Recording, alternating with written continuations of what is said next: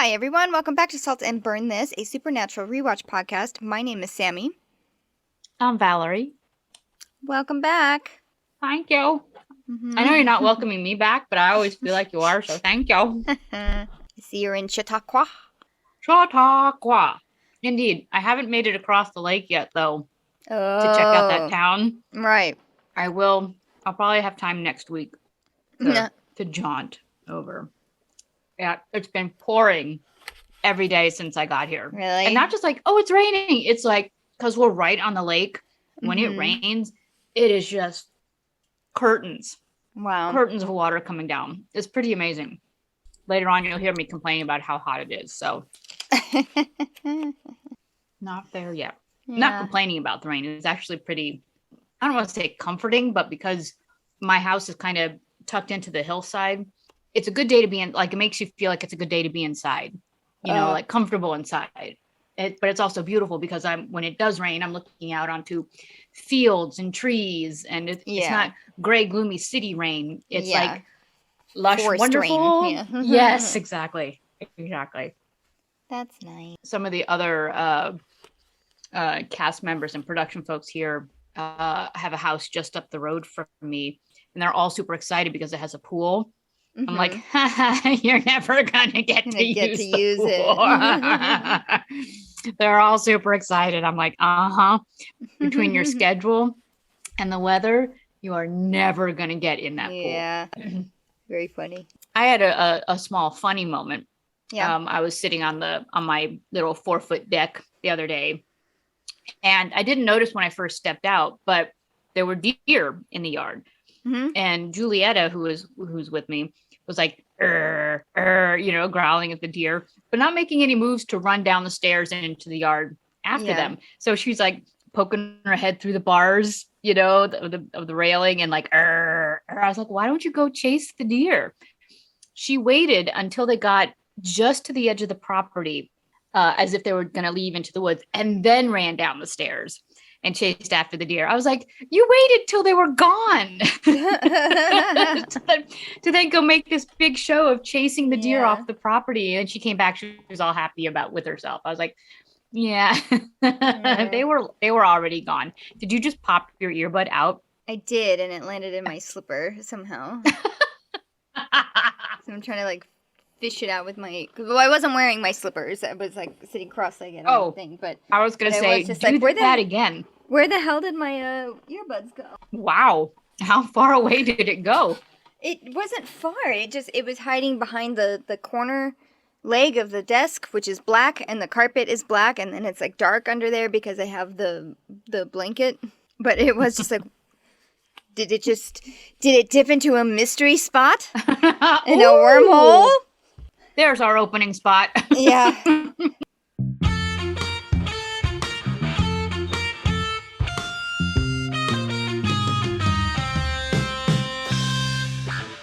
Then we will segue into Season 3, Episode 11, Mystery Spot. Groundhog Day, supernatural style. It's Tuesday every day in a town with a tourist trap called the Mystery Spot. Only Sam is aware of the phenomenon, and only Sam will be permanently changed by it. Teleplay by Jeremy Carver, story by Jeremy Carver and Emily McLaughlin, and directed by Kim Manners. Oh, Kim Manners did direct this? Yes. Oh, okay. Because Kim Manners also directed an X-Files of the same ilk. Yes, and they call out X-Files a couple of times in here. A couple of times. They're like, this is a little too X-Files for me. Yeah. Yes. It must have been a little poke at Kim Manners, or to himself. So I thought that was really cool. And I actually looked up one of the things Kim Manners said about directing that X-Files episode was it was really difficult to direct each retake of the scene and try to make it interesting for the audience member to not just keep using a recut or the same scene over and over again, the same action. So for every take, every scene you saw, it was a new action, and he would try to change the camera angle or something like that, just to make it slightly more fresh for the viewer each time it happened without it being a substantial change. And I think he did the same thing here. as well. A little bit, yeah. I mean, sometimes the camera angle was about the same, but looks like he had plenty of practice, I guess, from that other episode, right?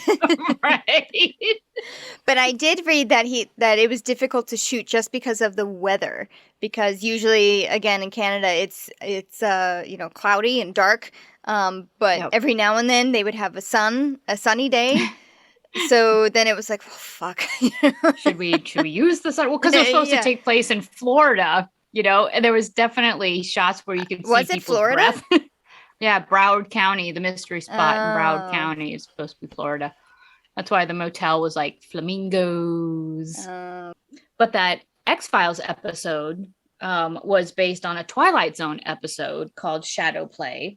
Buffy did a series, an episode like this. What was it called? Life Serial. Stargate did an episode like this called The Window of Opportunity.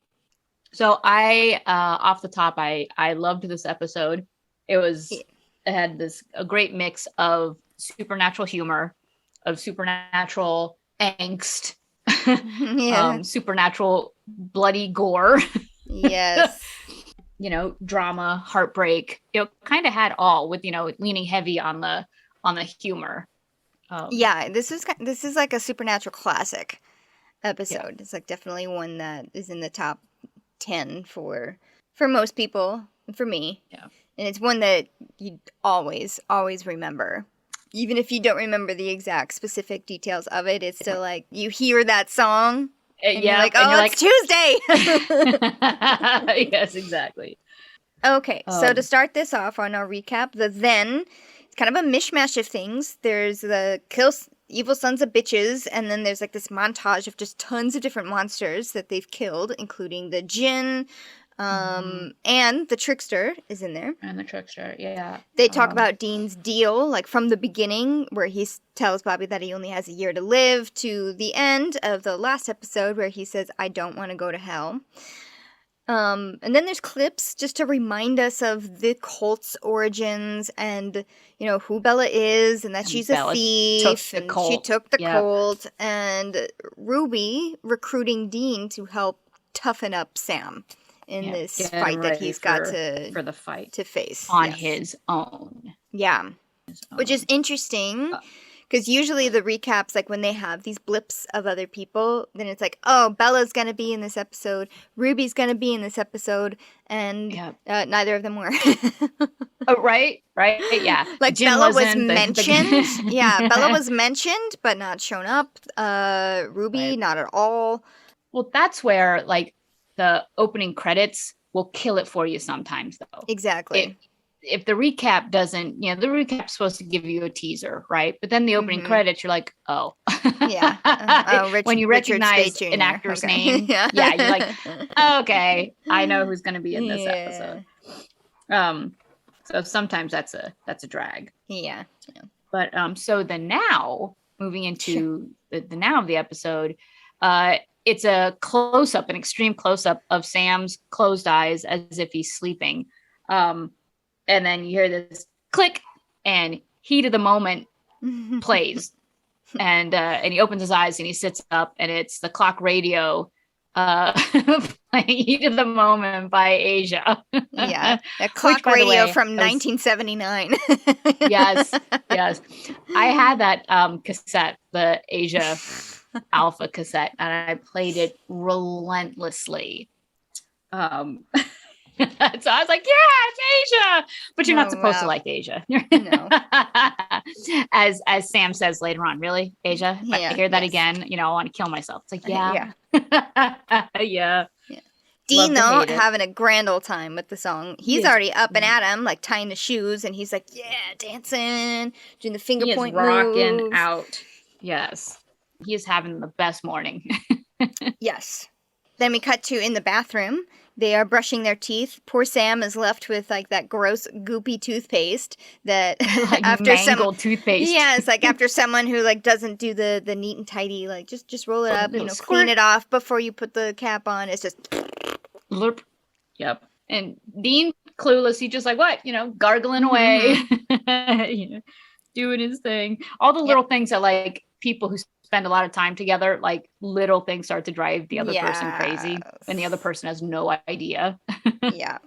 They get ready to go out for the day. Dean pulls out a bra from his backpack. Did he get laid? Is that why he's so chipper? I mean... Yeah, I don't understand. And see, whenever they do shit like this, not just this show, but any show where it's like, oh, the guy like pulls out a bra from somewhere. I'm sorry, as a woman, if I was like gonna go, with a sleepover to somebody's house, I'm not gonna forget my bra. Right. It's like the first thing I'm gonna grab is the bra. As if you're in such a love daze that you just stumble out. Yes, without and forget your bra. my very important supportive garment. It's right. Not something and expensive, by the way. Yes. That's cheap. number one why I'm not going to forget it. It's like, this was $60. Are you kidding me? But then pulls out a gun. Then he's ready to go for breakfast. So they hit this diner. Dino's super excited. He's like, hey, pig in a poke. I'll get that. Yep. And Sam's like, do you even know what pig in a poke is? I looked it up. I always thought it was a breakfast thing. It's not. The idea of a pig in a poke is that you go to the market and you buy like a piglet in a bag, like in a sack, and you just take it. Like you say, that's what I want, and you take it without checking what's actually in the bag. Oh my and it turns out that the shop owner has put like something that's worthless, like a cat, in the bag, and now you're home and you have no recourse. You've been sold something that you thought was supposed to be good, and it turns out it's worthless. Which is where the adage of "let the cat out of the bag" comes around, because the cat gets out of the bag. The truth is out. The truth is out. Wow. I know. You didn't get sold the thing you thought you did. It's the cat's out of the bag. The truth is out. You were suckered. So part of me is like, geez, what are you ordering then? Right. You order a pig and a poke. It's like, what are they making you? But so Dean orders that with a side of bacon and a coffee, and Sam says coffee and a short stack. So he's still getting in on the breakfast thing. The guys still haven't found Bella there. So in the meantime, they've decided to do this side hunt for this man who's been missing, who showed up missing. That's a terrible phrase. Showed up missing. The man who went missing. Yes, thank you. What's his name? Professor Dexter Hasselbeck. He vanished after having visited the Broward County mystery spot. Also in the diner, just to note, only because it's important later on, well, sort of important, when the waitress comes back to serve them breakfast or their coffees, she has a hot sauce bottle. It tips over, crashes, and falls. Oops. Sorry. Crap. Makes a huge mess. Yeah. Okay, so now they do a walk and talk down the street. Some imagery while they are talking about mystery spots and how usually it's just a tourist trap with things like nailed up to the ceiling or, wobbly mirrors. Right. All optical illusion type things. Yeah. So they walk by a dog that's barking at them, tied up to a bike rack. Bark. Hey, you guys. Hey. Yes. Yeah. Super sweet, cute, waggy dog. Yes. They bump into a woman who's walking the other way. Dean, of course, does a double back look at her as she's walking away. They walk by a couple of movers trying to fit a piano inside of a regular-sized doorway. Is it a piano? I thought it was a desk. I thought it was like a giant office desk. It might be a desk. I don't know. Yeah, I think it's a desk. I guess because when it fell down and broke, it kind of looked like there were like some wires or something that popped out, kind of like what a piano would do. Strings. Okay, fine. It's a desk. I'll take it. I'll take the win. Dog, woman, and two movers with a big desk trying to fit it into a regular-sized doorway. But then Sam does say that mystery spots could be real. There are actual occurrences of them happening around the country where bends in the space-time continuum, people go missing. The Bermuda Triangle is a good example of that. He also mentions the Oregon vortex. I looked it up. It's a real place. Mm-hmm. It's a tourist spot. It's not anything supernatural. It's just a roadside attraction that does almost the exact same thing that this mystery spot on Supernatural does. Yes. So it's not an actual mystery spot. It's just a tourist attraction. No, there are actually a lot of those that happened around like the 60s and 70s when road trips started to become a thing. So then, like, all the, the biggest ball of twine and all those, like, other weird things, that's kind of where that came from, was people, when they're driving, then they need have a place to stop and do something. Exactly, on the way to their final destination. Oh, look at this cool thing over here. So that's where mystery spots and stuff kind of became popular, popped up. Yeah. I found like a small list of them. Buena Park, California. Calico Ghost Town Mystery Shack, California. Confusion Hill at Idlewild Park, Pennsylvania. Cosmos of the Black Hills, South Dakota. Gravity House, California. Knott's Berry Farm, California. I did do that. That was my first experience. The Knott's Berry Farm was my first experience with like a mystery spot, because they have it's an entire little cabin set up like that, and it's where like you can roll a bottle uphill, you pour liquid and it goes sideways and things like that. I as a kid, I was like, wow! Yeah, I had no idea that the house was actually built on a tilt. Yeah. So I loved it. I thought it was super cool. They are really cool. And you know what? You can say, like, oh, it's just stuff nailed up to the wall and all of that. But there are still a lot of, like, physics that goes on in building those. So they are impressive in their own right. Yeah. But there are also, quote unquote, real ones, or ones that really do make the world go, what? Like the Bermuda Triangle. And there's that other one. It's like in the Pacific Ocean called the Dragon's Triangle. And they think that's where Amelia Earhart probably got lost and disappeared. Oh, okay. And I didn't know that. I didn't know that there was like another Bermuda Triangle out there. I thought it was just like that one. Yep. And people say, it's been debunked. It's all a myth. And I'm like, well, explain then the missing boats, please. Yeah. The missing planes.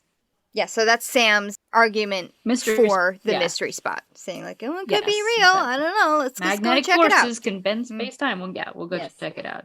This is where Dean says, oh, sounds a little X-Files to me. Yes. So later that night, the boys break into the mystery spot. And I loved this door, this walk-in hallway. Mm-hmm. I love that it's like that. It was green walls with like a spiral painted around it, so it looked all like yeah, great effect. And there's like that slightly hokey organ music playing in the background. Mm-hmm. Sam's got the EMF out, so he's all, he is on task. He is ready to find something supernatural here. Dean is just noticing all of the quote fake stuff that he mentioned earlier about hokey mystery spots. So he's seeing the table nailed to the ceiling and stuff. And he's like, this is exactly what I'm talking about. Yeah. He's also exasperated because Sam doesn't really know what he's looking for, or he doesn't, the EMF isn't really working. So we don't really know how to find our clues here. Right. Like, what are we doing? What are we actually doing? Yeah. And out pops this nervous sweating guy with a shotgun.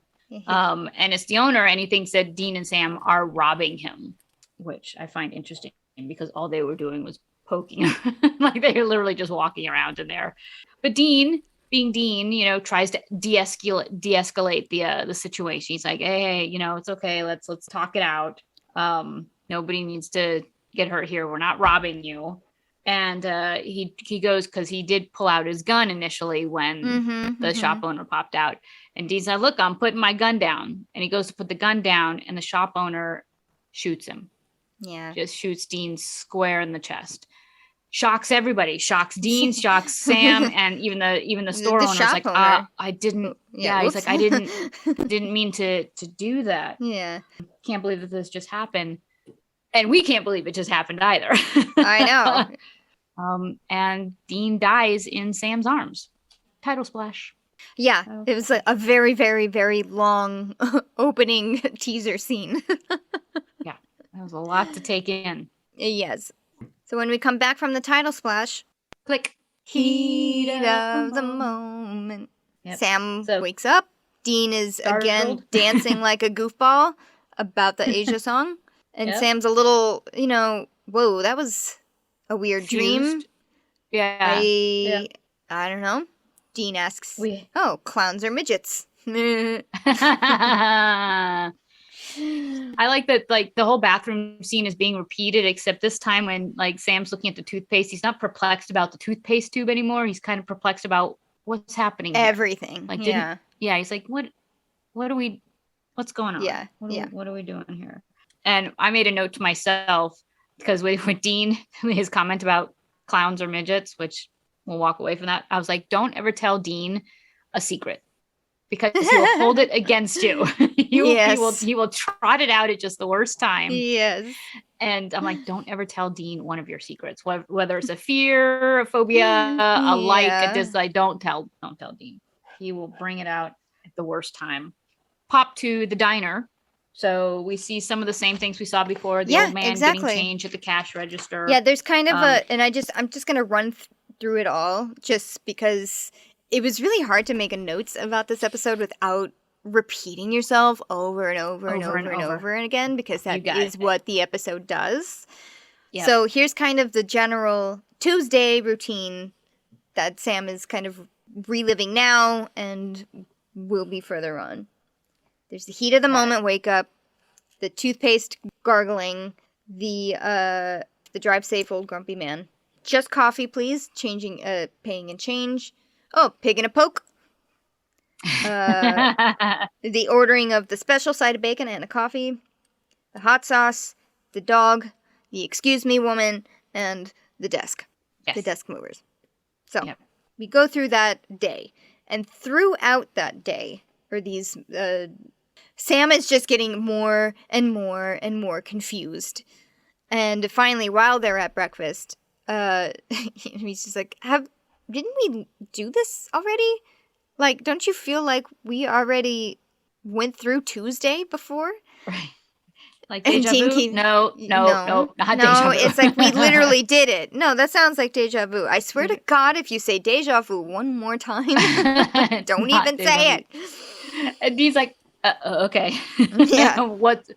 I'll listen. You know, what's going on? You're clearly upset by this. But Dean's like, well, if you are noticing these things again and again, maybe it was one of your psychic visions. So Dean's on board. He's like, all right, there's a mystery here. Maybe it was one of your psychic visions. And Sam's like, nope, too vivid, like too real. Yeah. Too real. And Doris, the waitress, comes by delivering their at least it's Dean's order now.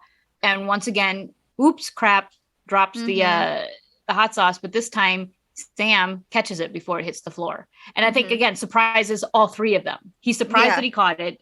She's surprised that he caught it. And Dean's like, hey, nice reflexes. Yeah. When they get to the mystery spot, or the subject of the mystery spot, Sam is like, oh, this is mysterious thing that's happening here. Let's go check it out. But let's check it out right now, when it's nice and crowded during business hours. We're not going to go tonight. Yeah. No. So Dean's like, all right, we'll go now. Steps off into the street and gets launched by old grumpy guy speeding down the street in a big green car. Yep. I mean, pretty epic car crash. Once again, Dean dies in Sam's arms. Yeah. So, click. Heat of the moment. You know, fast forward to the diner past again. The toothpaste, the pig and the poke in dinner, or in the diner. And this time, Sam's like, I'm in a time loop. This is what's happening. Yeah. And instead of deja vu, Dean offers, Groundhog Day. Yeah. And Sam's like, yes, that's what's happening here. So now they're one step closer to figuring out this mystery. At least they know they're in, like, they figure it's more like Groundhog Day. And I can't imagine that there's anybody listening to this podcast who has not seen the movie Groundhog Day, which or at least knows what it is. The reference. Yeah. Yes. It's the same day repeated over and over and over again. Where I think in all of these episodes, at some point in these time loops, the people who are affected by them, like, take time off from trying to figure it out, because they're like, it's just going to happen again and again. So I'm just going to do something else. I'm going to take a few loops off and, like, go learn to play the piano. Or I'm just going to go murder somebody, or, because there's no consequences. It doesn't matter what I do. The same day is going to happen again. Not to say that Sam takes a break and goes and murders anybody. No, but he does end up getting crazier and crazier and crazier. Right. Right. So because everything that happens, he remembers. Yes. He's the only one, as the description says, he's the only one that remembers that it's Tuesday again and again and again. Everyone, including Dean, is just living a single Tuesday of their life. And that's why Dean is always like, okay, buddy, little freak. Are you okay? Are you feeling okay? Yep. So back in the diner, we got the oops crap dropping of the hot sauce bottle by Doris. Sam's getting worked up because Dean isn't truly believing him. He's like, yeah, okay, I believe you, but I still think you're nuts. And he reveals to Dean, like trying to get his attention. He's like, you die. Yeah. I have seen you die. You die. And Dean still doesn't fully believe it. He's like, I don't die. I mean, not now. Yeah. But like today, I'm not dying. You're going to die by the end of the day. And I've already been through it twice and I just can't do it again. I can't. Yeah. He's like, please. And he pleads. He's like, please believe me. Yes. This is going to happen. Yeah. And then Dean snaps into, super supportive big brother mode and is, okay, great. Like, then let's figure it out. Yep. Cut to the walk and talk on the street with the dog barking, blonde and the pink, excuse me, bump, excuse me. They pass by the furniture movers who still haven't figured out how to fit this desk into the door. They're like, okay, what do? We have to go check out the mystery spot. Can't go tonight because you die. Let's go right now. No, we can't go right now. Then Sam pulls him from the street because Dean just goes ahead, saves him from the crazy old man just driving past who seems not to realize that he almost hit somebody or it doesn't care. Right. Oh, he's like, get out of my way. Yeah. But you know what I realized in this second scene, the second take of Dean almost dying, getting hit by the car? The old man's driving the wrong way on a one-way street. That's why in the first scene, Dean doesn't look in the direction. Way. He only looks one way. I see. And gets out because I was like, what was he thinking? Why would you just step into the street? It's because it's a one-way street and the old man was driving the wrong way. Yay for second takes and a slightly different camera angle that showed more of the street and the arrow painted on the road going the wrong way. Yeah. So then Sam says, well, this is the second way that you die. And Dean asks if it looked cool, like in the movies. And Sam's like, no, man, you peed yourself. That's how uncool all of this is. You did not look cool. This is not fun for me. And you know what? You peed yourself. All right. Are you happy? I had to see you dead and covered in piss. Well, of course I peed myself. Man gets hit by a car. You think I'm not going to lose control of my bladder? Very funny. Way to cover up your... Yes. Way to cover up a stupid question. Yeah. Although it is funny because it did look cool, like in the movies. It totally did. It totally did. Cut to the mystery spot. Now this time they're interviewing the shop owner. So what are they, reporters or journalists or, they're just writing a story about the mystery spot or so the shop owner thinks. He's not answering any of their questions because they're asking, reporter type questions. And he's like, oh, I don't know. Maybe you should take the tour and mysterious things happen here. So he's all about laws of physics have no meaning. Yes. He's kind of being like a circus ringleader type of salesman. I don't know. Yeah, it was like a snake oil. That's it. That's what I was trying. That's what I was trying to think of earlier. Yes, exactly what he is. He's a snake oil salesman. But Sam just keeps pushing and pushing and pushing. Like bedside Sam, gone. Like there is no bedside Sam here. He is just like, no more Mr. Nice Sammy. He's like, weird things are happening here. Where is Mr. Professor Dexter? And that's when the owner's like, oh, wait, what are you guys writing about? He's like, oh, so the facade drops. And he's like, no, that guy came here. He was a jerk, but the police interviewed me. They tore this place apart. I don't know where this guy is. And by the way, I just bought this place, from an auction, from a foreclosure auction. My family didn't own this. This isn't, dude, this is just a spot with furniture nailed to the wall. Okay. Yeah. Please don't accuse me of murder. And Sam is just I mean, I would be very intimidating by this look that Sam is giving me with this 6'8" guy or whatever the hell he is. Right. And he's also just got like big bug eyes, and he's like, I know. he's breathing like, what's, where, give me the answers, you know? And I think Dean calls him Kojak. Was that right? Yeah, he's like, let's step outside, Kojak. Yes. So, but they figured out though that it's not the mystery spot. Yeah. It's not magnetic forces bending time that's causing this, you know, time loop. It's just a regular building. So that's there's another clue. So they're like, so what do we do? What do we do now? We know it's not the mystery spot affecting us. What do we do now? And Dean's like, well, how about we just make sure I don't die? Yeah. Step one, let's just make sure I don't die. Let's make it so that I make it to midnight, and then it'll clear the loop. Right? Right. Sure. Yeah, because they always restart. The day always restarts once Dean dies. Yeah. So let's just order takeout. We'll just chill out at the motel for the rest of the night, and that's great. They're back on the street, by the way, on the same walk and talk street from before. Dean heads out to go get some Chinese, and wham! The crushed. The not piano desk falls from the sky because that was the movers. They decide to winch it up into a window instead of carrying it up the stairs. Yeah. And so, a la Wile E. Coyote and a piano or an anvil falling out of the sky, Dean is crushed by this plummeting desk in front of Sam. Did you notice Dean's head flying towards the camera? No. Yes, rewatch it. I mean, it was hard to pause, but I'm 98% sure that was meant to be Dean getting decapitated by the desk. Because at first you would think it's a shoe or something, but then the camera goes up to it's just his legs sticking out from underneath the desk. Right, he's got the his ground. Brand new clean boots, by the way. Yes, like the Wizard of Oz witch. Wizard of Oz. Yeah. If you watch that scene where the desk crushes him, then there's something that just like goes a flip, flip, flip, flip, flip towards the camera.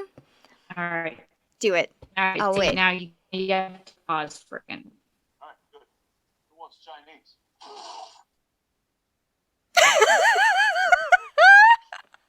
Oh my God! That was the best face you've ever made in your life. Oh my God, because you know what else? There was splatter. Yeah. It's a gruesome little death scene that they do here. Chinese.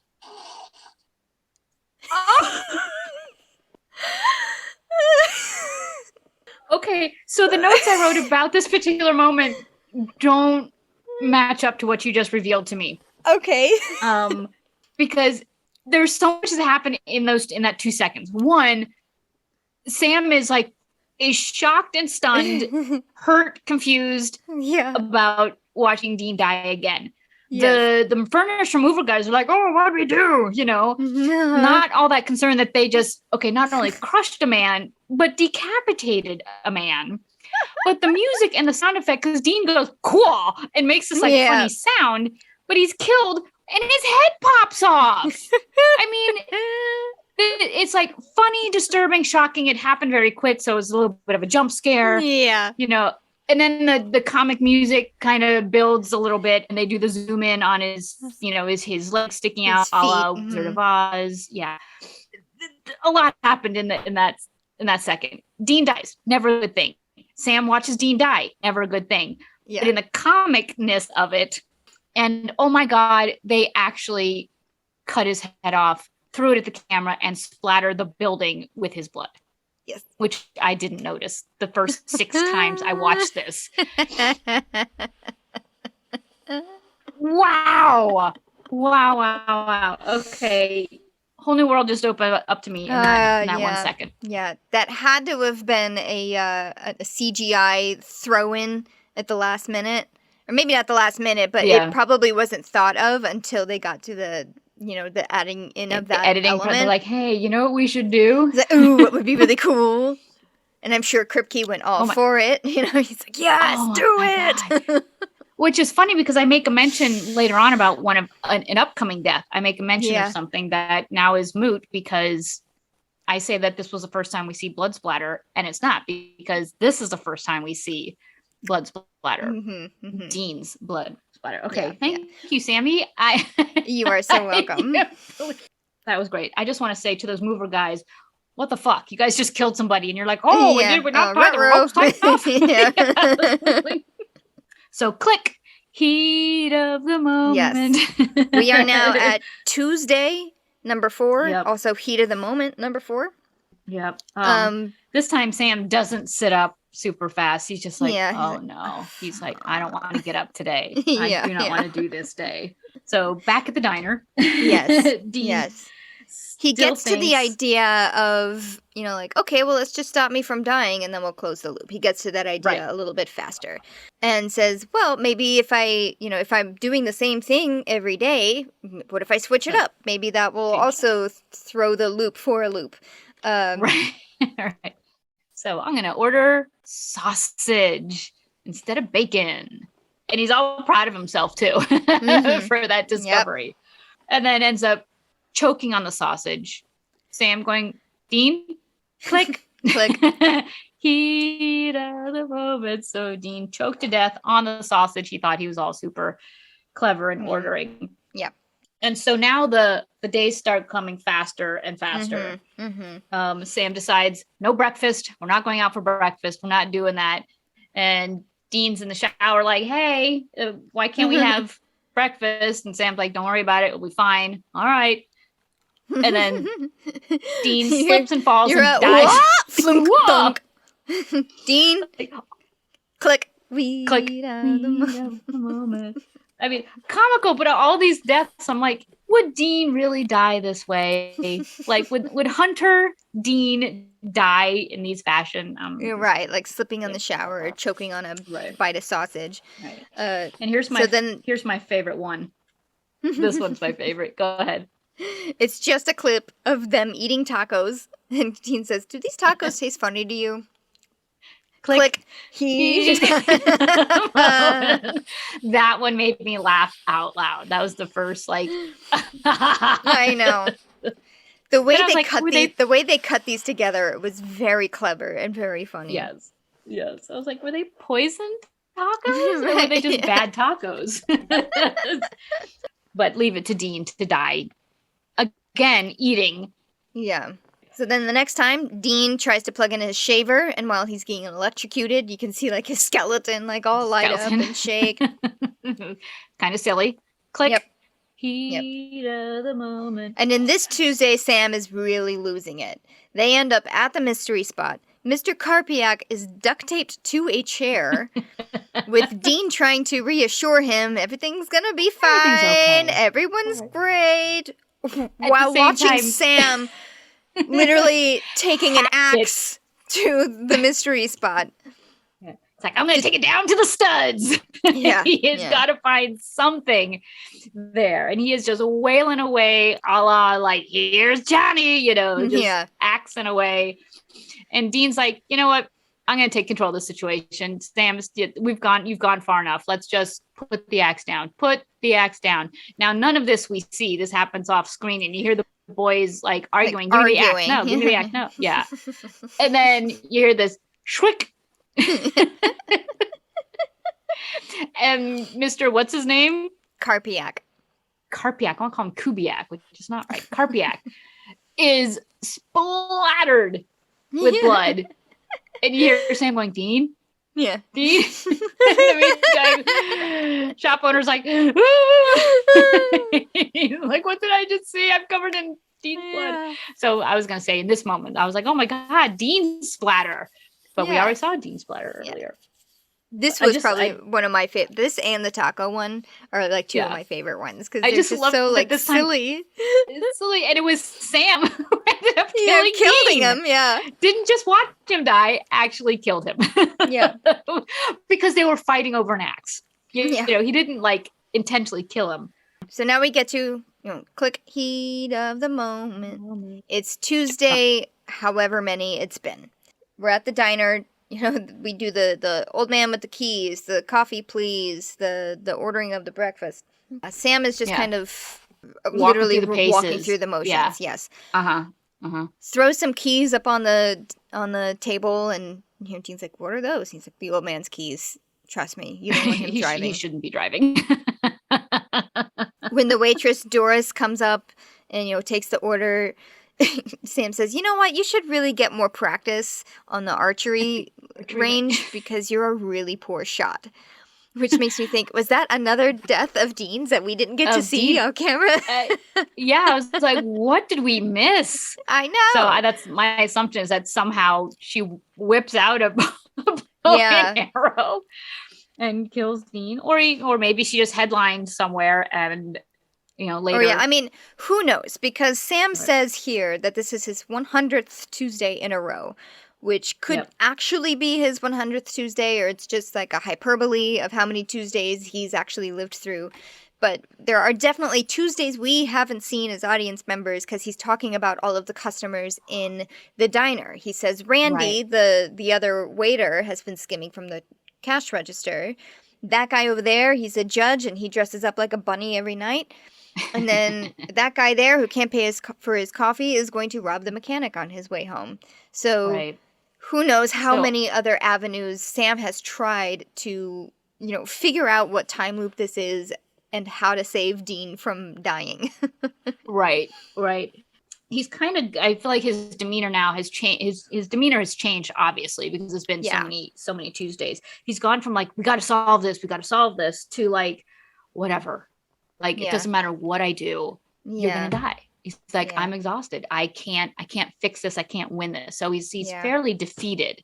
Mm-hmm. So that solving mystery energy is gone. Because even when Dean is just like, so you think you're in some sort of, and obviously they've had this conversation 100 times, Sam is this time loop, just having to explain himself over and over again. It's not just, yes, watching Dean die over and over again has got to be emotionally draining, but it's also just this whole, like, trying to make his case, trying to make Dean believe him every day. Yeah. And he even proves it to Dean when he just like, watch this. Yes. And then they just say the same things at the same time. And it could be the craziest insults you've heard, like Sam wears makeup, Sam keeps a measuring tape next to the bed, and every morning when he wakes up, okay, enough. It's word for word. It's the best mirror exercise ever of anticipating what the person's going to say next, and you say it at the exact same time. And they do it over and over and over. It's very funny. Yeah. But Sam's not having it. He's just like, I know because I know. He ends up saying, like, no matter what I do, you die. And I wrote down, I was like, foreshadowing? Is it foreshadowing if they actually announce what's going to happen? So back outside, Sam is still like recounting all the things that are he says it before it happens. He's like, dog, woof, woof, where's my dang keys? And then the old man walks by going, where's my dang keys? And, excuse me, boom, blondie girl bumps into Dean. And Dean's like, well, hey, have I ever stopped and said hello back to this woman? Yeah. And so he runs off after Blondie, and chats her up. And it turns out she is the daughter of the missing professor guy. Mm-hmm. And she's got flyers in her hand, of like, missing, have you seen him? So Sam takes it, runs after the woman to go question her about her missing father. Right. Dean is left standing by himself next to the dog, a cute, fluffy little golden retriever, and says, hey, buddy, you need a friend. And then all you hear off camera is chomp, chomp. Hey! Yeah. Yeah. So Dean is mauled to death by a cute, fluffy dog. Golden retriever. The which, friendliest again, dog that's ever existed. Hey, buddy. Yeah. I also love, like, again, would Dean the hunter die being mauled by a golden retriever? No. I'm going to say no. Yeah. Click. Heat of the moment. Now they're back at the diner. Sam, Valerie, Jesus. Sam's researching. So he's back to being research Sam. He's got the computer out. He's been doing stuff now. Instead of being a passive observer to everything happening, now he's like, aha, there's something here. He does have a clue, finally. And I think it was just having some fresh eyes, like, in the situation. Even though Dean technically is fresh eyes every single time, but it's one thing when you're just doing the same thing over and over and over and over again. You sometimes can't step back and look at your situation. Right, exactly. And every small change that Dean makes, though, leads them, it turns the curve a little bit. Yes. And this was like a major awakening. And it's like not only fresh eyes, but like fresh enthusiasm. Yeah. You know, so it's like Sam has energy again. Aha. Yeah. So it's like, okay, saving your life hasn't worked. So cool. Now I have something else to focus on. Maybe that will be the answer. Right. So yes, he has his laptop. He's done research on the missing guy, who is not just a professor, but a writer. And his specialty was talking about these things like the mystery spot or, you know, some other kooky thing out in the world and debunking them. Like this guy derived pleasure from like making these places go out of business. Yeah, he was a jerk about it. Yeah. He wasn't just like, hey, come see the spot. He was debunking them as if he was the discoverer of the illusion, you know, like revealing the mask, you know, the man behind the curtain, ta-da. Yeah. You know, so he wasn't just saying, hey, don't waste your money. He was being a jerk about all these places. And then Dean chuckles, you know, when they get up to leave, and he says, that's kind of funny that this guy, you know, wrote about mystery spots like a pompous asshole and then disappeared in one. It's kind of like just desserts. Just desserts. Yeah. Yeah. Hey. It's like just desserts. Just desserts. And so they get up to go do the rest of their day. They go to leave the diner. And Sam, with that knowledge of just desserts, like, you know, wheels are turning, gears are clicking, notices that a customer who had been sitting at the counter eating pancakes every day has now changed from having regular maple syrup to strawberry syrup. Yeah. Click. Heat of the moment. There's no death. No. And that was a big thing. So really focused on this syrup guy. And Dean is just like, come on, dude. You know, it's a free country. Everyone can have their own syrup. You know, man can't choose his own syrup. And Sam is like, what no. Living in? Yeah. No one changes unless I make the change for them. Such as, for instance, the guy. He takes the guy's keys so that he can't drive. So in that way, he makes the influence. Yeah. Yes. And once he makes that realization, yes, then it's click, wakes up, but Dean has not died. Right. What a twist. Yes. He's onto something. So during this Tuesday, they're back at the diner. Dean's trying to, you know, go through that conversation again. It's like, so you think you're in what again? Sam is not even entertaining him. No, he is staring down the pancake guy. Yeah. The maple syrup guy. He is just like, got his eyes on him.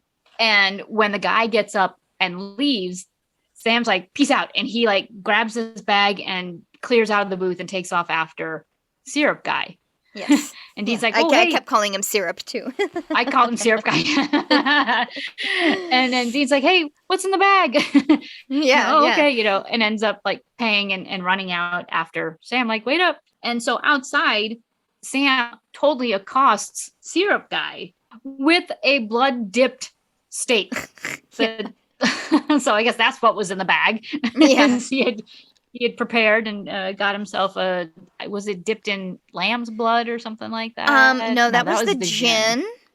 The weapon of mass destruction for a trickster, which was not stated in the episode, but it was. I read it from an official companion article. Is a steak that was dipped in the blood of its last victim. Oh. So I was a little bit like, how would he have known who his last victim was? Or his last victim would have been, what's his butt, the professor guy, but he went missing. Right. But I guess because they never actually stated it out loud in the show, you know, out loud really for the audience to hear. Yeah. Yeah, so I think maybe they loosened up the rules a little bit. It's a sharp, pointy stick. We'll just say that. Yeah. And it could be dangerous. Sharp, pointy stick. He forces the syrup guy to reveal himself as the trickster.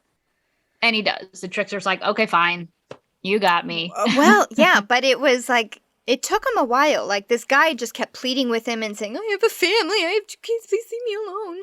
And Sam is just pushing it and pushing it and pushing it. Dean is even like, Sam, I think you're chill. off your rocker a little bit, let's chill. And Sam is like, there's only one creature powerful enough to bend reality like this and to just make the same day appear, which would be a trickster. We know because we've killed one before.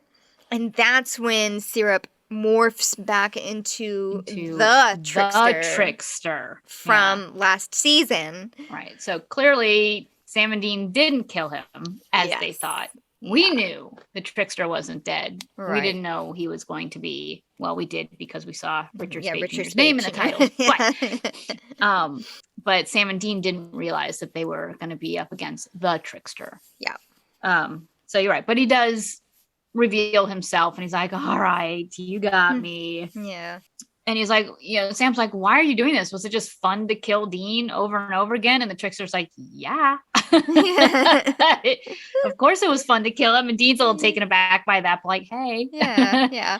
That's not fun. Yeah. But he said, it's not what it's all about, though. Yeah. He said, it's about watching you watch Dean die and not being able to stop it. That's what this is about. Yeah. Over and over and over again. Forever. And how long is it going to take you to realize that you can't save your brother? Sam threatens to kill him. He's just like, I'm done with this. And just tries to drive the stake in further into his neck. And Trickster's like, okay. Listen, you let me go. I'll undo the loop. Then you'll wake up tomorrow and it's Wednesday. And if it's not, you'll know where I will be. And Sam's like, no. Yeah. No, it'd be easier to just kill you.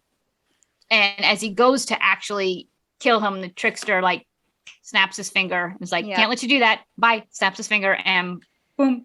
This time you hear click. And instead of heat of the moment, you hear, let's get back in time. Which is Huey Lewis from Back to the Future, which apparently Dean hates. He hates that song. But Sam's like, I love this song. It's the most beautiful song I've ever heard. It's Wednesday. Now, Dean does remember the previous day. He remembers a little the previous bit of it. Tuesday up until he's like, I remember breakfast. I remember you being kind of whacked out. And I remember running into the trickster. And, now it's Wednesday. Yeah, because that's what follows Tuesday. So Dean has just lived a normal week, essentially. Right. Like, he remembers Sam telling him, I've lived through hundreds of Tuesdays. Right. But Dean has gone Monday, Tuesday, Wednesday. Right. That's it. With a wacky Tuesday, considering they ran into the trickster and lost half a day. But But Sam is just like, oh, thank God. Let's just go. Pack your stuff. We're out of here. No breakfast. No, nothing. We are gone. Much to Dean's dismay. His face is just like, no breakfast? No breakfast? I'm with Dean on that. I love a good diner breakfast. Breakfast is my favorite meal of the day. Yeah. So Dean's out packing the car. As soon as he closes the trunk, he thinks Sam has walked up behind him, and because he starts questioning him about the trickster. And turns out it's not Sam standing behind Dean at the car. It's the Cal, the coffee guy from the diner who was going to go rob the mechanic, is now standing at Dean with a gun and is trying to rob Dean. And a part of me is like, did this guy not just see the arsenal in the trunk? I did too. I kind of thought that too. But Dean tries to, calm him down. It's like, okay, all right, dude, let's talk about this. Doesn't need to go this way. We're back inside the motel room. Sam's doing his packing up. He hears a gunshot, rushes out, and sees Dean bleeding out. A single gunshot wound to the chest, and it's just not like bloody. It is like pumping. Yeah. It is what we call a pumper. Yes, it was very obviously a pumper. I was like, oh, womp womp. Yep. And Dean again dies in Sam's arms. Yeah. But this time, there's no click. No. Sam tries to wake up and can't. It's real this time. So, cut to a montage. Yes. It's 6 months later.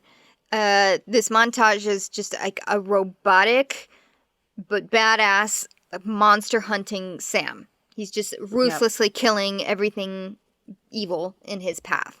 And it's cut with a few voicemails of Bobby, getting increasingly more worried. And things we start to see in these montages is like Sam becoming more and more badass, as you say, like to the point where he's removes a bullet from his body and then stitches up his own wound. You know, he's sitting alone in a motel room looking at walls of research, that hunter wall of research. His hunter wall is meticulous. Intense. Yes. It's huge. It's the most well-organized hunter wall I've ever seen. Yes. So neat and tidy. Everything is evenly spaced. Everything fits like a puzzle. It looks fantastic.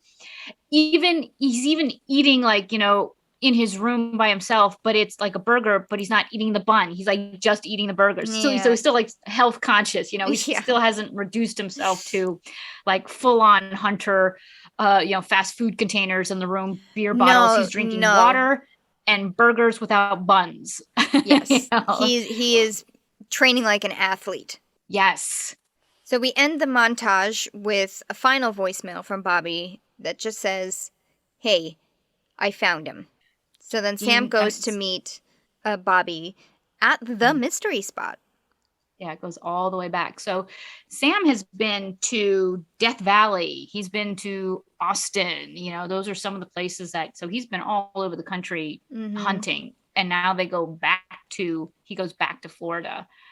And I just want to add that one of the things we see Sam do before he leaves is that he makes the bed of his motel room. Mm-hmm. So he's still like very Sam and like laser focused. He's not haphazard about anything. The toothpaste tube is clean. His bed is made, and it's a motel room. Who makes the bed in a motel room? Oh, Sam does.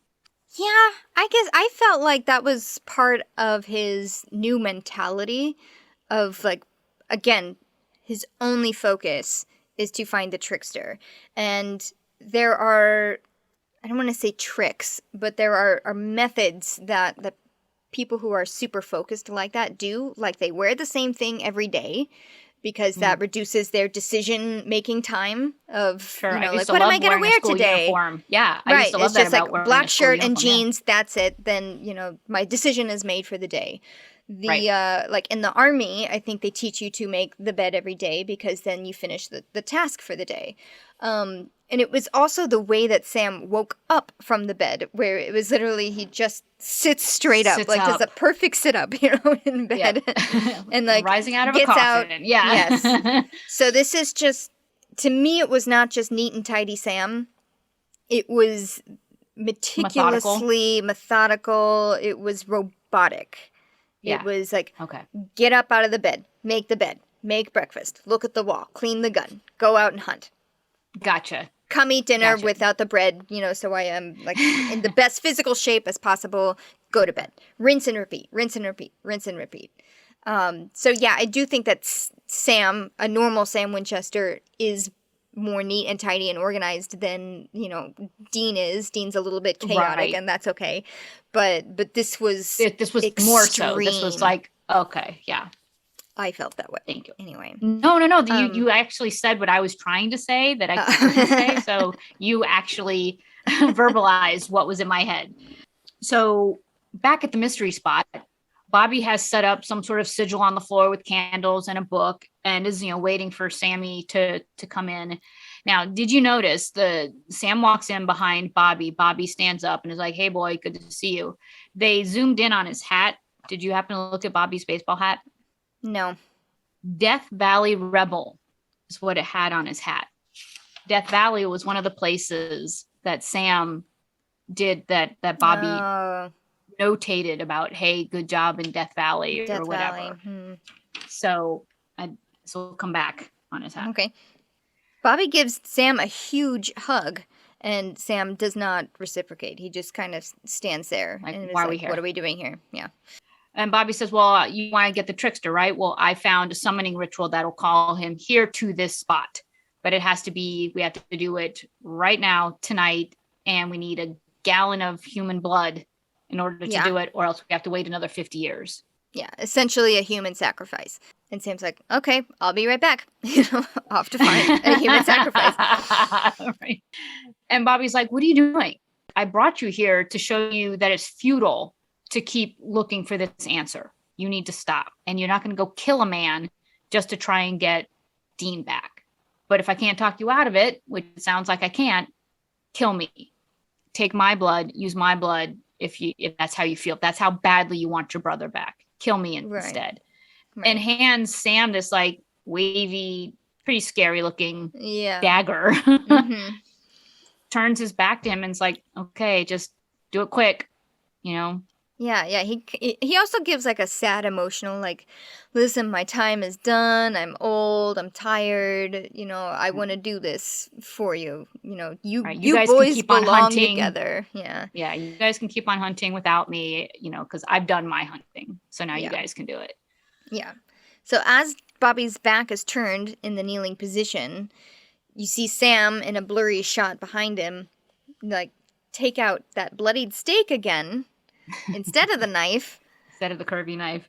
And then says, all right, I'll do it because sticks it straight into Bobby's back. You're not Bobby. You're not Bobby. Bobby's corpse falls face first. And then Sam's like, right? Bobby?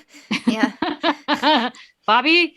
So for a hot second there, Sam thinks he may have actually really killed Bobby. Yeah. But then luckily, the body does the trickster fade away thing. It disappears. The steak ends up flying across the room and pops into the hand of the trickster, who is now fully morphed into a man himself. Yeah. Wearing a fabulous shirt, by the way. Yeah. Love that shirt. It totally reminded me, my dad and my grandfather both had shirts like that. And as soon as I saw it, I was like, oh, it reminds me it was a very 70s shirt with that like big butterfly collars. Was it like a Huckapoo shirt? Yes. Loved it. Oh, Huckapoo. I haven't heard that in a while.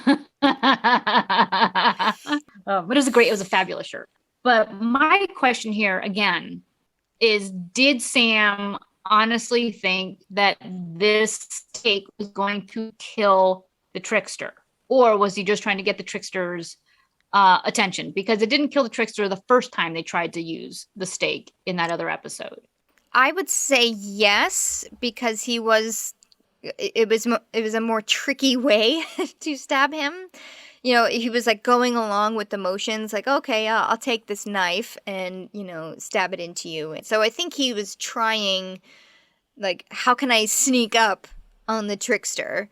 Because the first time I think they did, or the trickster knew that they were trying to kill him, so he knew that it was the steak was coming at some point in the in last season.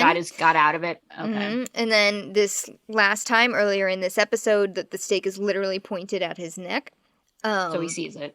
Yes, and so Sam only really knows that he stabbed him once with the steak and it didn't work. So maybe he's saying like, ooh, maybe if I'm smarter about it, now I'll kill him.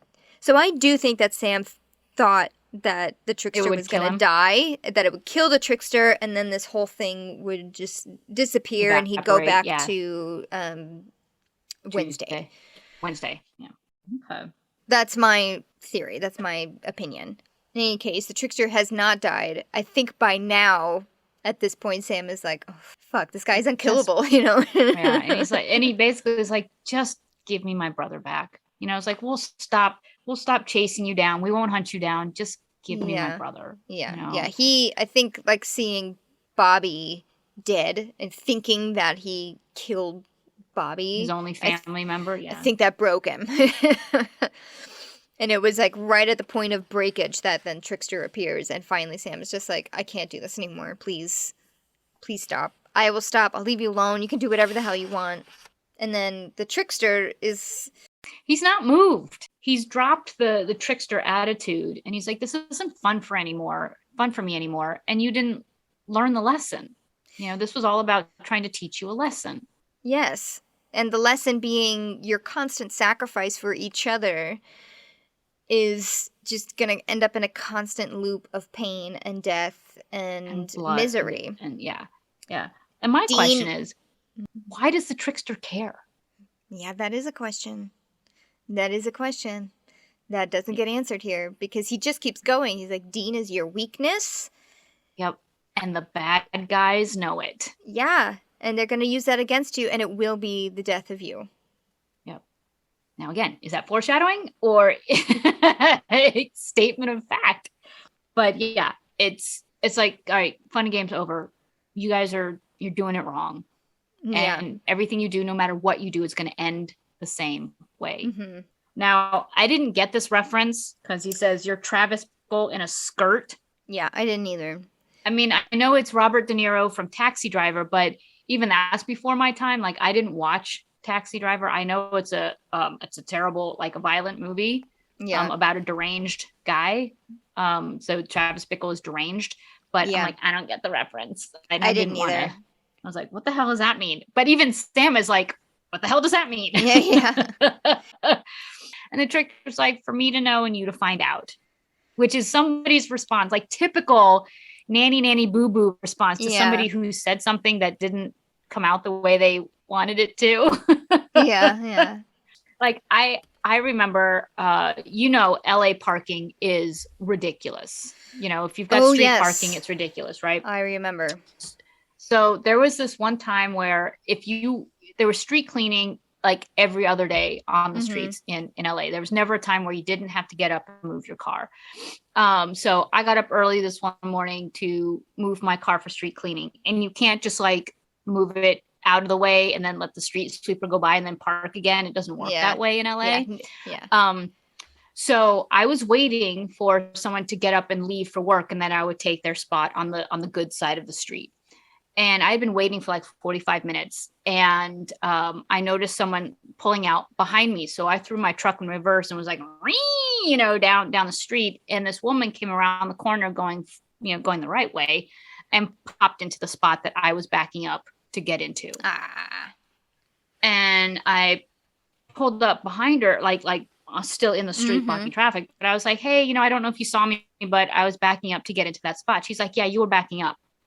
I was like, yeah, because I've been waiting for 45 minutes. I saw that spot. You just came around the corner and popped in. She's like, oh, well, was being all self-righteous about this parking spot. Well, I wanted to yell at her and say something really smart and pithy.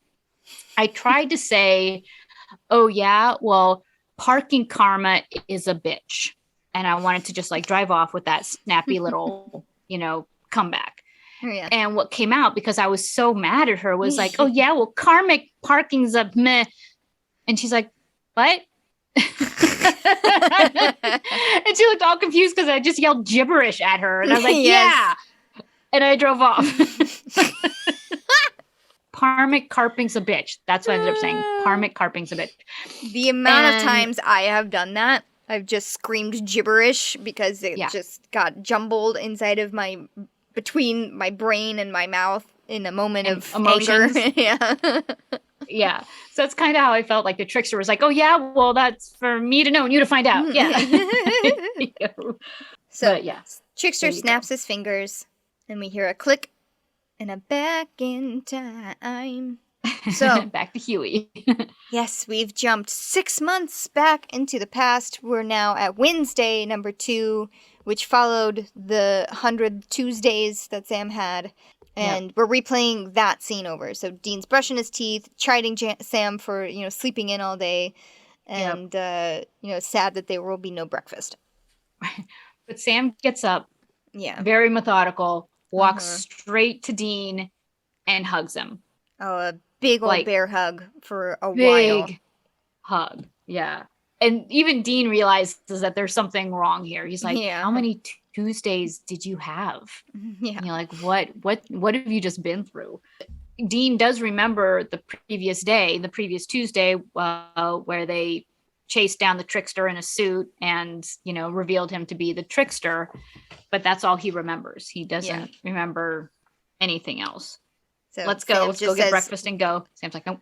No breakfast. We're just going to go. And I am not allowing you to pack the car by anything yourself. By yourself. Yeah. Yeah. And Dean is like, wow, what happened? And Sam is still, while he's happy that he's back in this Wednesday, he is so shaken by what the trickster revealed to him. That and the fact that he lived for 6 months without Dean and in this mindset of revenge and just having to live for a while with Dean gone. Yeah. And what did really he turn into on him while Dean was gone? Because there wasn't a trace of Sam. Like, there was no bedside Sam. We didn't see any compassion, we just saw like you said, a very methodical, very robotic Sam. And I know the fandom has translated that into Sam turned into like dad, turned into John. I don't think so. Because two very different personalities. I think Sam just turned into, like you said, like Sam, the embodiment of Sam was gone. He was just this robot going through the paces. It's not, I don't know. I did not see it as a clear, this is Sam as dad. Oh, I didn't know that theory. I would agree with you there that Sam did not seem dad-like to me. I think he was, well, maybe he was dad-like in the fact that he was just, actually, now that I'm like talking it out, because he was so focused on revenge for the thing that killed his brother, just like Dad was so focused on the thing that killed his wife. Yeah, he missed out on Bobby. He missed out on the boys. He missed out on... Yeah. And then when Bobby did like kind of offer himself up for human sacrifice, but then again, that's different because I think that he was onto the trickster by that point, because I think he knew that Bobby would never actually do that. Right. That would never be an option. Yeah. No. Yeah. No. But so in one vein, he was so focused on revenge that was very parallel to Dad. But I think personality-wise, I don't think that it was Dad-like. So Dean leaves to go put his stuff in the car. Sam is hot on his heels to leave the hotel room. He turns around, takes a look at the hotel room, and this is why I made mention about the bed. The bed is unmade. Oh, Sam didn't make the bed this time. He just turns out the light, and that's the end of the episode. So I'm just wondering, the difference between the two Sams, the guy who makes the bed, the guy who has a clean toothpaste tube, and what Sam just left this motel room. What Sam do we have right now? Do we have the robotic hunter Sam who now has his brother back, or do we have the old Sam back?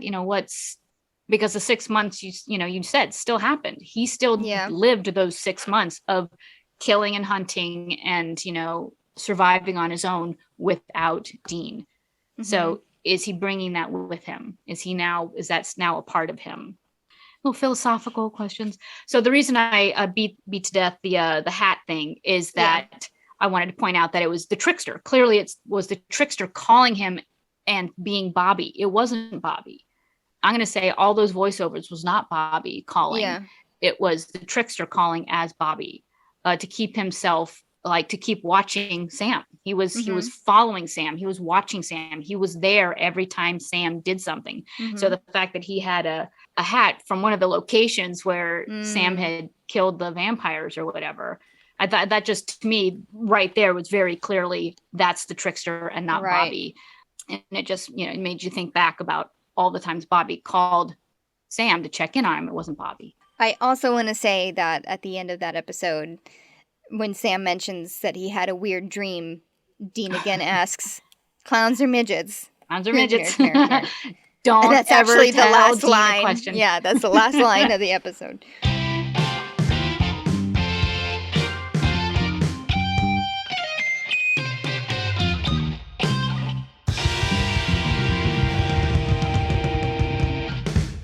There's a lot of subtext in this episode. Mm-hmm. For as cute and funny as it was, there's some very strong character underlining in this, defining moments. Or just moving forward from this episode. I think Sam's got a little bit bigger burden, as if he didn't already, but now he's burdened with the knowledge that no matter what he does, everybody is telling him he can't save Dean. Yeah. So even though he said it in the previous episode, I can't save you because you don't want to be saved. Now he's faced with, I've been told by a god that I can't save you. Yeah. I don't know if I literally can, even with Dean now on board. Ruby hasn't really given me much of a rituals or spells that I can do. I'm not given anything positive here. Time just keeps moving forward closer and closer and closer to this deadline. Ugh, poor Sam. So Ugh. Dean died a total of 10 times in this episode. Those 10 times that we see are the trigger-happy shotgun by the owner of the mystery spot, the old man driver that we now know is driving the wrong way on a one-way street, the big desk decapitating him from above. Oh my God. Not just crushing him, decapitating him. Yeah. Choking on a sausage, slipping and falling in the shower, funny tacos, electrocuted by the shaver, bad axe handling between the two of them, a golden retriever, and being mugged by Cal. And possibly Doris shooting him with an arrow somewhere. Right. That's implied. That's implied. I kind of would have liked to have seen that one, honestly. I would too, yeah. Just as a random, like, what the hell was that? Yeah. I probably would have liked to have seen that over the electrocution, because the electrocution one was kind of like ridiculously cute, like ridiculously like with the skeleton. Oh, the effects guys had a fun time with that. They were like, oh man, this is hilarious. Okay, because I was like, that was silly. I mean, I literally just wrote down silly. I mean, the whole thing was silly, but that was particularly. Yeah, I think that it was silly on purpose, just because it was Dean dying over and over again. And it was the trickster. And it was the trickster doing like goofy death scenes, but also, the first couple of times there's like 3 times total that are really, really heavy. When it's the first time that Sam sees Dean, the second time that Sam sees Dean die, then he kind of gets used to it. But then the last time that he sees him die and doesn't wake back up, there's some heavy stuff in here. And Jared actually had a really tough time with this episode, just because he had to keep going to that like really heavy place of having to watch his brother die. And then even like the scene with Bobby, having to kill him and thinking that he almost killed him for real. He was like, I didn't have a great time shooting this episode, just because I was constantly having to go there, Right, because he thinks he's dead every single time. At least for the first 10 times, he thinks he's dead every time. Yeah. And so then when he finally watched it as an audience member, he was like, oh, actually, this is really funny, the way that they did all of this. Okay. But I don't think he had as fun of a time as Dean did, who's just like, oh, dude, it's Tuesday again. It's X-Files. Right.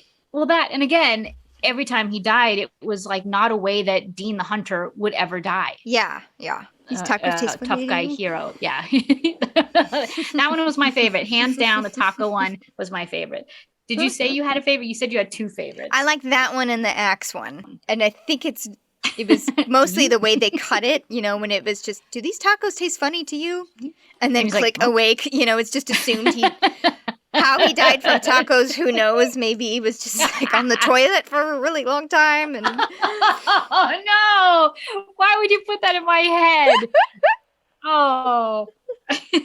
But then the axe like being off camera and then like arguing, that was like you funny. Could like imagine them fighting over the axe, and then like maybe Sam letting go, and that's when Dean actually like axes himself or something. I really did like this episode, and the dark turn that it took when Sam's on his own without Dean was hard to watch. It was hard to watch because you're still in disbelief that Sam didn't wake up, and then that he loses Sam, he loses himself and goes on this rampage of, I'm just going to bury myself doing these other jobs while I'm still looking for the trickster. Because on his research wall that he had, there was pictures of the trickster, so he had been tracking him. He found him in certain places, so it wasn't just Sam running off and doing hunting. He was very deliberate with what he was doing.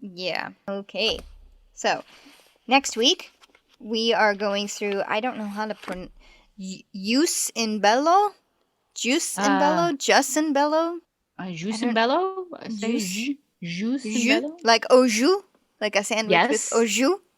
I would say yes. By next time, I will look up what that means and how to pronounce it. I as well. I forgot that was the next one. Have a lot to talk about the next one, so I'm excited for that. And I'm hoping we will have a special guest with us. Should be fun. Again, no one famous, but just another person that's besides us. Please, God.